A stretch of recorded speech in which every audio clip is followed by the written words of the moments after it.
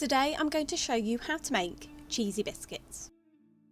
You will need 125 grams of cheddar grated, 125 grams of plain flour, 125 grams of butter or margarine, half a teaspoon of baking powder, and as an optional, half a teaspoon of mustard powder.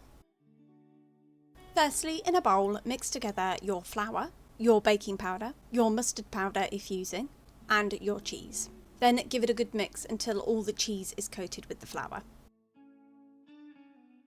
Then add your margarine or butter and start mixing the margarine into your mixture. I start this by using a fork just because it's quite sticky with the butter, and then once it gets to the point of it's coming together as a dough, I then put my hands in and really knead it and bring together as a dough.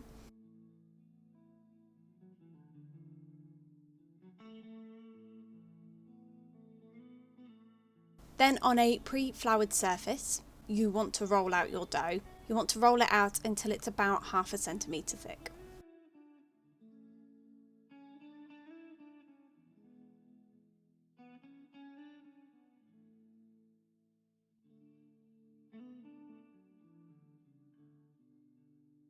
Then using a cookie cutter, just cut out your biscuits.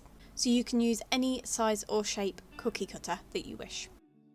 Then, having pre-lined my baking tray with baking paper, I'm just going to arrange my biscuits onto the tray. Make sure that you leave enough space in between each biscuit to allow for them to expand. Then re-roll any of your offcuts of dough to create new biscuits. Then bake in a preheated oven at gas mark 5, 190 degrees centigrade or 170 fan assisted for 10 to 15 minutes until they have risen and are slightly golden on top. And there you have it. That's how you make cheesy biscuits.